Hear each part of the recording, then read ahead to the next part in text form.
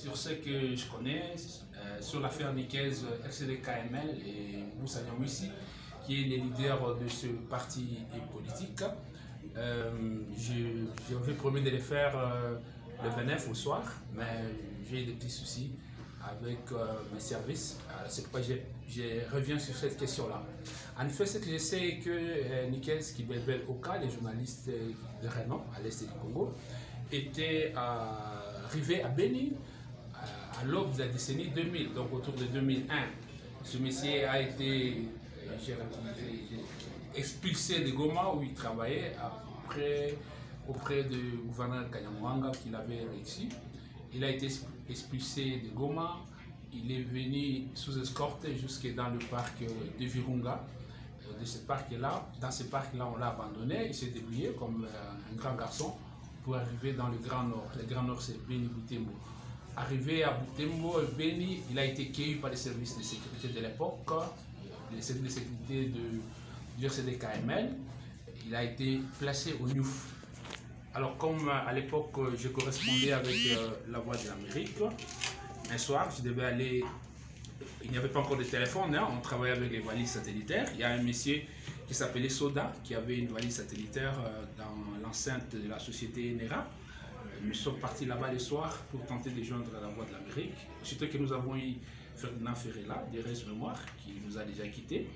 Il a commencé par me demander de rechercher un journaliste qui était perdu. Moi, je ne connaissais pas Nikez, je voyais ce journal, mais je ne l'avais jamais rencontré.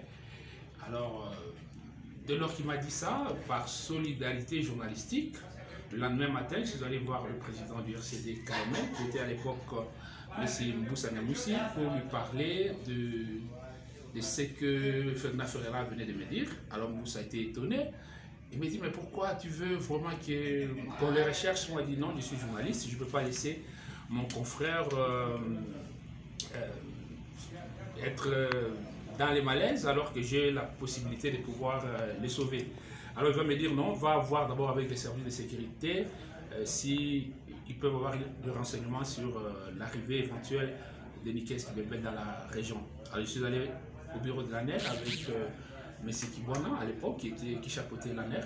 Je parle avec lui, M. Kibwana qui hésitait de me dire la vérité. Après insistance, il me dira oui, ils ont arrêté Nikez comme un suspect, comme un espion du RCD Goma. Parce que vous savez, à l'époque de la guerre, là, on suspectait tous ces gens-là qui venaient de Goma. Est-ce que je peux voir Nikez? J'ai posé la question, il dit oui, tu peux le voir. On a sorti Nikez du cachot où il était, il est venu me voir, je me suis présenté à lui. Bon, confrère, c'était le premier contact avec Nikez. Alors, lui ne peut pas libérer Nikez sans avoir l'avis du président Moussa. Je suis rentré encore chez le président pour négocier avec lui.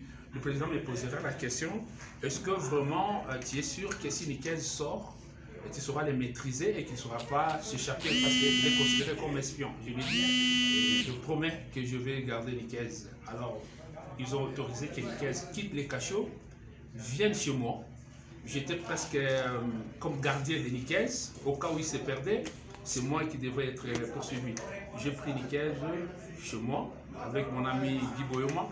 Nous étions ensemble dans notre maison. Nous avons gardé Nikez.